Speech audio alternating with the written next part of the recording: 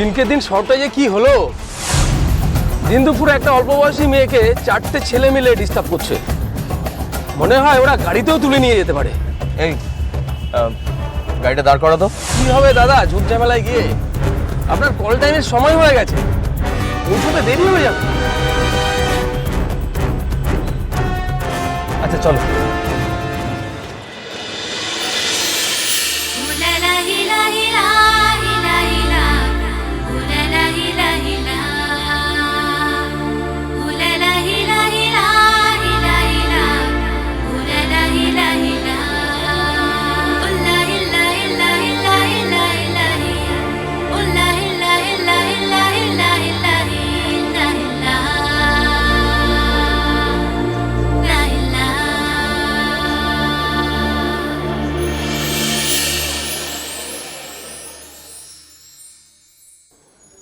আসছি একটু। হ্যাঁ এসো।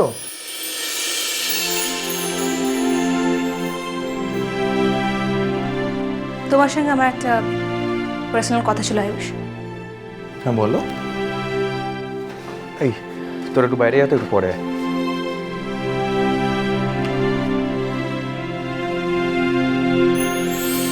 What happen? আজ বাড়িতে খুব প্রবলেম হয়েছে। কি ব্যাপারে? তোমার কাকার ম্যাগাজিনে সেদিনকার পার্টির আমাদের একটা ইন্টিমেট ছবি ছাপানো হয়েছে। বাপি সেটা থেকে প্রচুর অশান্তি করেছে। তুমি তো জানো আয়ুষ, বাপি আমার এই ফিল্ম ইন্ডাস্ট্রিতে জয়েন করাটা মোটেই ভালো চোখে দেখেনি। কেস খেয়েছো? Please stop joking Ayush. বাবার বন্ধু ছেলের সঙ্গে, তুমি তো জানো। ব্যারিস্টার? হ্যাঁ, মা বলেছে যা করা তাড়াতাড়ি করে ফেলতে। এসব গসিপ বন্ধ করার জন্য তাড়াতাড়ি বিয়ে করে ফেলা উচিত। বাপি তো স্পষ্টই বলে দিল যে তোমার সাথে বিয়ে করলে বাপি আমার সঙ্গে কোনোরকম কোনো সম্পর্ক রাখতে চায় না। একদিকে বাপি আর একদিকে প্রেমিক। এবার কোন দিকে যাবে তুমি মধুশ্রী? আজ আমার ঠাট্টা করার মুড নেই আয়ুষ, প্লিজ। তুমি তো বাপিকে জানো, ভীষণ রাগী একটা লোক। হ্যাঁ, ওরম একজন অফিসার যদি রাগী না হতেন তাহলেই অবাক হতাম। বাট এনিওয়েজ, তুমি কি চাইছো বলো? আমি তো আগেই বলেছি আয়ুষ। দেখো শ্রী, বিয়ে করে ফুল ফ্লেজেড সংসার করার এক্ষুনি কোনো ইচ্ছা আমার ছিল না, কিন্তু তোমার সাথে যখন সিরিয়াসলি মিশেছি তখন তোমার এই সময় আমি ব্যাক আউট করে যাব না।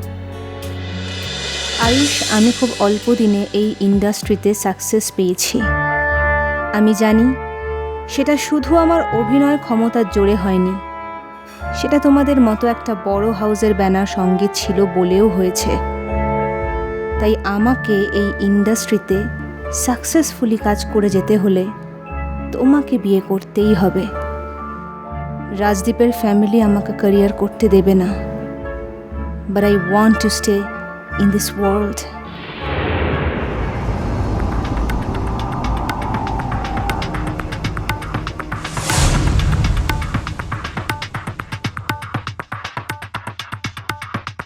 কি ভাবছো? আমাকে আজই মাকে জানাতে হবে। হ্যাঁ তো ওকে না, জানিয়ে দাও মাকে। আমরা যে বিয়ে করব, মানে আমরা যে বিয়ে করছি এই ব্যাপারটা আমরা অ্যানাউন্স করে একটা পার্টি দিতে পারি, সেখানে মিডিয়া, কলিগ সবাই থাকবে। সেটা কবে হবে? এনি ডে সে এই শনিবারে হতে পারে। রাইট, তাহলে আমি মাকে আজকেই বলে দিই। হ্যাঁ বলে দাও, তবে বলার আগে একবার ভালো করে ভেবে নাও।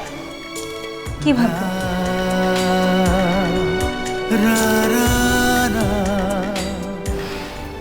যাকে দূর থেকে দেখতে এত ভালো লাগছে, তাই কাছ থেকেও দেখতে অতটাই ভালো লাগবে তো। আয়ুষ,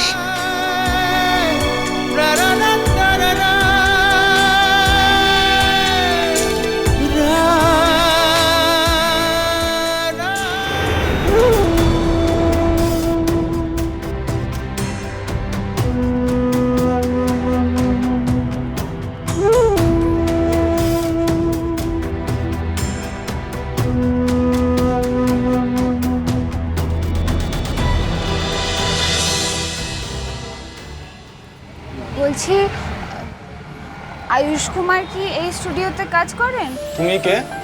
আমি তুতুল, ওনাকে একটু বলবেন আমি দেখা করতে এসেছি। স্কুলে পড়ো? হ্যাঁ, কেন? বাড়ি যাও, অচেনা কারোর সঙ্গে আয়ুষ কুমার ওইভাবে দেখা করেন না। না না, আমি অচেনা নই, উনি আমাকে চেনেন। দেখুন দাদা, আমি অনেকটা দূর থেকে এসেছি। এই তো কদিন আগে উনি আমাদের ওখানে প্রোগ্রাম করতে এসেছিলেন, ফাংশন করতে এসেছিলেন, উনি আমায় চেনেন।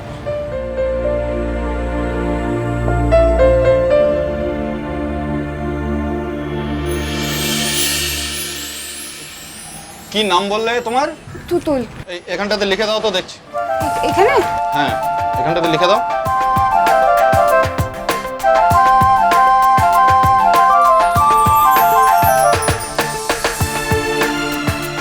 আমি যাচ্ছি, কিন্তু উনি ঠিক অসন্তুষ্ট হবেন, আমি জানি। এই ভাই, একটু দেখ তো, আমি আসছি ভেতর থেকে।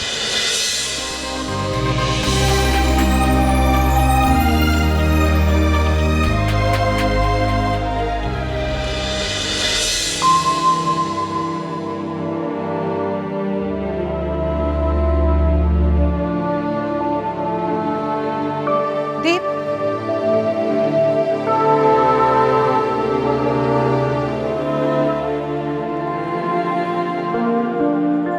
দীপ তুমি বলো, কি হয়েছে? তুমি বাইরে কোথাও যাচ্ছ? না না, ব্যাগ গোছাচ্ছ যে, ওই জন্য জিজ্ঞেস করলাম। আমি এখন থেকে রাজারহাটের ফ্ল্যাটে থাকবো। কি? শোনো জয়া, তুমি আমাকে অধিকার করতে গিয়ে আমার ব্যবসায় হাত দিয়ে ফেলেছো। ঠিক আছে, এখন থেকে আমার ব্যবসা লসে রান করবে, আই ডোন্ট কেয়ার। তোমাদের প্রত্যেকের জন্য যা যা সিকিউরিটি রাখা দরকার সব আমি রেখে দিয়েছি। কারো উপরে দায় পালন করে নিয়ে কথা কেউ বলতে পারবে না। আমার একার চলে যাবে, কিন্তু তুমি তোমার ছেলেকে জিজ্ঞেস করো তো, যা আছে সেটুকু সে রাখতে পারবে তো?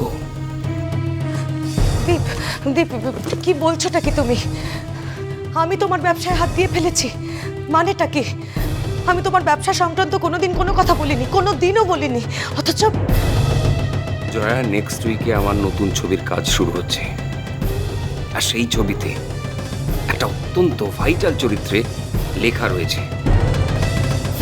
সেদিন রাতের ওই ঘটনার পরে লেখা স্পষ্ট জানিয়ে দিয়েছে সে এবং সাবিত্রী দেবী কেউ আমার ছবিতে কাজ করবে না।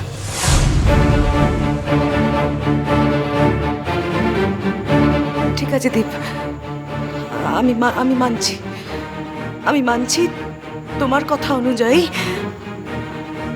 আমি অপমান করেছি, আমার ছেলে অপমান করেছে লেখাকে, তাই তো?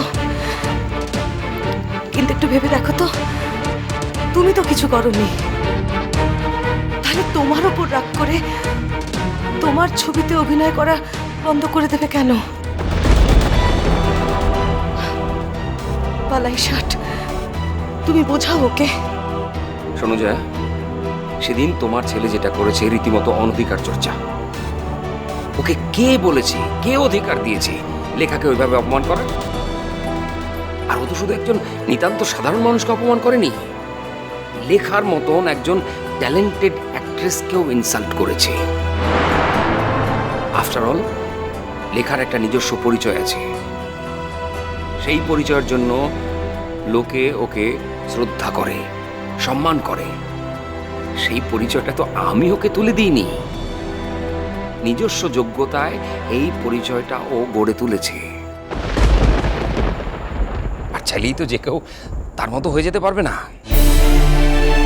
ওই রকম একটা ট্যালেন্টেড অ্যাক্ট্রেসের সঙ্গে তোমার ছেলে ফোনে যে ভাষায় কথা বলেছে, সে অপমানটাও কেন নিতে যাবে?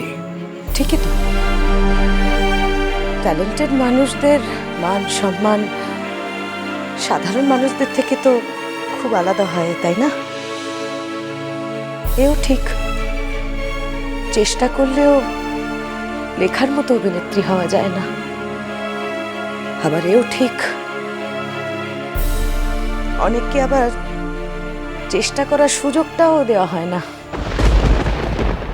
শোনো জয়া, আমি তোমার সঙ্গে আর নতুন করে লড়াই শুরু করতে চাইছি না। তুমি আমাকে কোনোদিন বুঝতেই পারোনি। আমার মনটা কোনোদিন বোঝোনি। যদি বুঝতে তাহলে পুরো ব্যাপারটা অন্যভাবে ট্যাকল করতে। আর পুরো ব্যাপারটা যদি অন্যভাবে ট্যাকল করা হতো তাহলে হয়তো মাকে বা আয়ুষকে এর মধ্যে ইন্টারফেয়ার করতে হতো না, আর পুরো ব্যাপারটা এই জায়গায় যেতও না। অর্থাৎ তোমার আর লেখার সম্পর্কটা যদি আমি মেনে নিতাম, সবার কথার বিরুদ্ধে যদি রুখে দাঁড়াতাম, তাহলে পুরো ব্যাপারটা খুব স্মুথলি চলতে পারতো, তাই না? কে বললো দীপ আমি মেনে নিইনি? আমি যদি না মানতাম, এতগুলো বছর এ বাড়িতে এভাবে পড়ে থাকতে পারতাম? আমি কিছুটা বলেছি। চোখের তারা cholo, cholo, cholo, cholo, cholo, palta.